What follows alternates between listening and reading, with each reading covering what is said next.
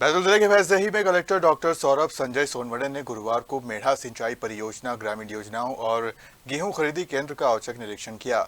इस दौरान उन्होंने कार्यों में तेजी, समस्याओं के त्वरित निराकरण और किसानों को बेहतर सुविधाएं देने के सख्त निर्देश दिए। कलेक्टर डॉक्टर सौरभ संजय सोनवणे ने मेढ़ा डैम और सिंचाई परियोजना का निरीक्षण करते हुए जल शोधन संयंत्र, पंप स्टेशन और पाइपलाइन कार्यों की समीक्षा की। उन्होंने कार्य में तेजी लाने के लिए 2 शिफ्ट में काम करने और मासिक मॉनिटरिंग सुनिश्चित करने के निर्देश दिए। साथ ही वन विभाग से लंबित एनओसी मामलों का जल्द निराकरण करने को कहा। डूब प्रभावित परिवारों की समस्याओं के समाधान के लिए 3 दिनों के भीतर शिविर आयोजित करने के निर्देश भी दिए।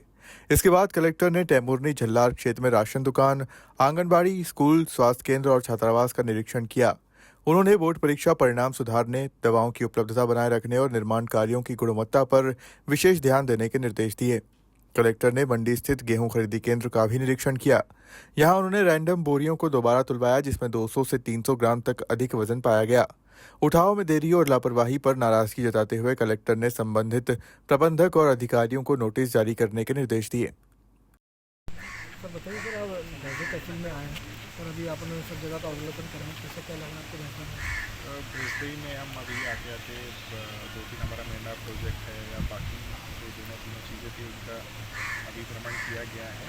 एकलव्य छात्रावास है, कोई पंचायत भवन जिला का है, उसमें भी हमने ग्रामीणों से संवाद किया और कुछ दिक्कतें थी भू-अर्जन को लेकर, एप्लीकेशन को लेकर ग्रामीणों से उसमें भी संवाद किया गया है और ये इंश्योर भी किया जाएगा कि उनके कोई अन्याय नहीं होगा और जल्द से जल्द मेंढा जो हमारी बड़ी परियोजना है जिससे तकरीबन 241 गाँव को फ़ायदा होना है, 10,000 हेक्टेयर भूमि इसमें सिंचित होनी है, तो ये जल्द से जल्द पूरी करने का प्रयास रहेगा। लोगों को साथ में लेकर उनकी जो कोई समस्या है वो दूर कर वो योजना पूरी की जाएगी।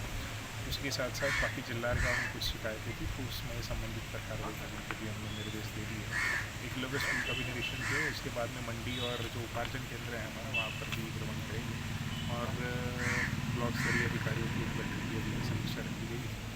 उसके बाद में हमारा आज रात्रि चौपाल कुकू में होगा, तो उसमें भी हम ग्रामीणों से वापस आएंगे। सर भैंसदेही का परानपुर का एक गांव है ससोदा, सर आज़ादी के बाद से अभी तक वहां बिजली नहीं पहुंच पाई है, क्योंकि सर अब आप यहां आए तो क्या ये उम्मीद रखें कि उस गांव में बिजली पहुंच पाएगी? हमारा बिल्कुल प्रयास रहेगा। बड़ा अनफॉर्चुनेट है कि हम ये अभी तक नहीं कर पाए हैं, तो इसका बिल्कुल प्रयास करेंगे। मुझे लगता है वहाँ पर सीमाओं का भी कोई ये है, महाराष्ट्र की सीमा से लगा हुआ है और सीमाओं के पास तो इंटर स्टेट अगर कोऑर्डिनेशन कोई होगा और ऐसी ज़रूरत पड़ेगी कि वहाँ पर कोऑर्डिनेशन करना, तो अकॉर्डिंगली हम कोऑर्डिनेट करके सुनिश्चित कराएंगे कि वहाँ बिजली का सप्लाई हो सके। सर देखने में आया कि आप निरंतर जब से आए हैं, जब से ज्वाइन किया है, इस भरी धूप में 45 डिग्री तापमान में आप भ्रमण करें, तो ये कैसा निरंतर चलेगा या फिर आप आए हैं इसलिए कर रहे हैं? अभी ये अब बताना पड़ा वैसी चीज़ है, पर ये भ्रमण तो निरंतर चलता रहेगा। हमारा शेड्यूल का पार्ट ही रहता है भ्रमण करना। ये ज़्यादातर दिक्कतें जो लोगों की आती है वो जाकर ही हमें पता चलेगी। तो हमारा पूरा जो शेड्यूल बना हुआ है वो वीक में उसमें 2 दिन का भ्रमण कंपलसरी इसके बाद सर होता है ना कि जैसे मंगलवार के दिन जनसभाएं लगती है तो ज़िले में भारी मात्रा में लोग पहुंच जाते हैं, जबकि आपका फोकस विकासखंड स्तर पर भी है, तो सर वो वहाँ क्यों जा पाते हैं जब यहाँ पे हमारे? बिल्कुल होना चाहिए और इसके लिए हम ये भी करने वाले हैं अगले महीने से कि एक जन सुनवाई ब्लॉक स्तर पर भी आयोजित करेंगे, जहाँ पर मैं खुद ही आऊँगा ब्लॉक स्तर पर जन सुनवाई के लिए। 3 जन सुनवाई आपकी जिला स्तर पर होगी थी और एक ब्लॉक स्तर पर हम करेंगे, ताकि उस ब्लॉक के लोगों को फिर जिले स्तर पर आने की आवश्यकता नहीं होगी और जो भी शिकायतें हम वही कर सकते हैं। सर समुदाय स्वास्थ्य केंद्र बहुत बड़ा स्वास्थ्य केंद्र है, बिल्डिंग है, लेकिन सर देखा जा रहा है यहाँ पर ईसीजी मशीन तक के नहीं है।